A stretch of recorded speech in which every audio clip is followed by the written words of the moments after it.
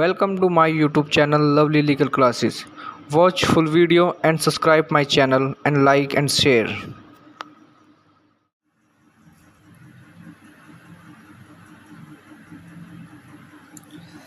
तो चलिए गाइस, आज का टॉपिक स्टार्ट करते हैं। The history of company legislation in India, कि भारत में कंपनी विधि कैसे अस्तित्व में आई, कैसे इसका डेवलपमेंट हुआ। आज का टॉपिक यही होगा हमारा। If we talk about the history of company law in India, we see that the history of company can be divided into two parts. First is the history of company law before independent India, and second is the history of company law in post independent India.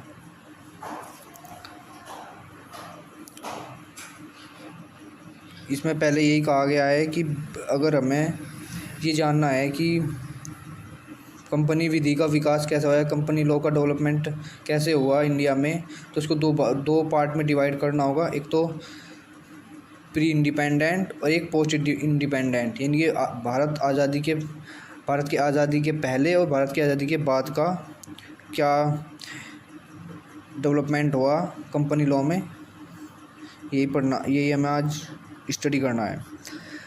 Early development pre independence area, यानी कि आज़ादी के पहले क्या था company law, क्या व्यवस्था थी कंपनी को नियंत्रित करने की, ये है 1850 से लेकर 1880 तक।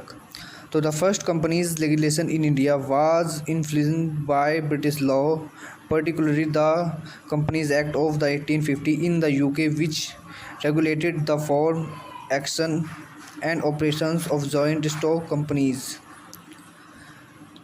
1866, the first Indian Companies Act was enacted based on the British model but with adaptations to suit Indian conditions. 1882, the Companies Act 1882 was introduced, consolidating provisions, laws and making improvements in governance and regulation. अब हम देखते हैं post independent, यानी कि आज़ादी के बाद भारत में, इंडिया में कैसे कंपनी लॉ विकसित हुई। ठीक है, इसका डेवलपमेंट हुआ। 1956, the companies act 1856 was enacted, which was a comprehensive legislation governing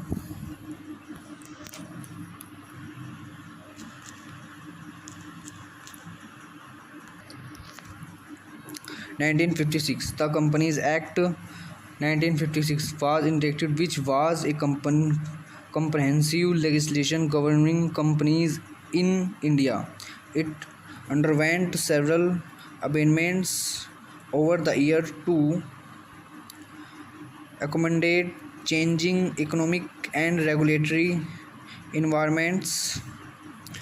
1991, economic liberalization in India lead to reforms in company law to align with global practice and promote growth.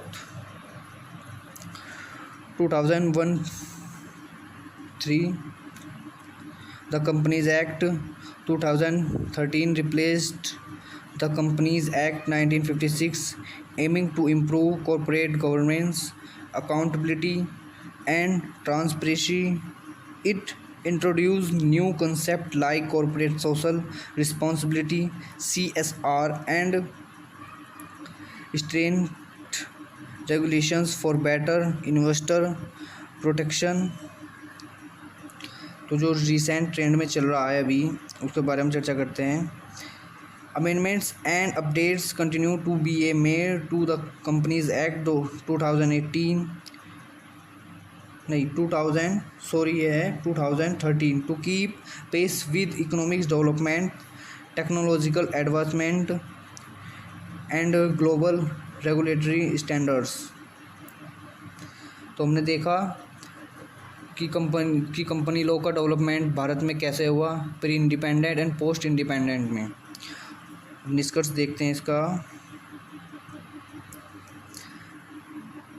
Conclusion: the evolution of company law in India reflect the company's journey from colonial area legislation to modern comprehensive regulatory framework designed to foster economic growth while ensuring corporate responsibility and accountability.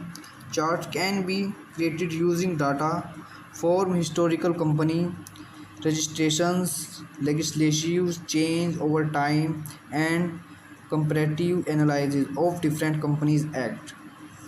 The visually represent the growth, changing, and the impact of company law in India across different areas.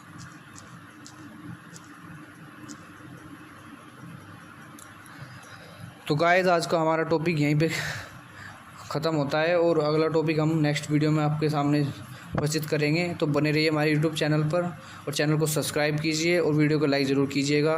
Okay bye.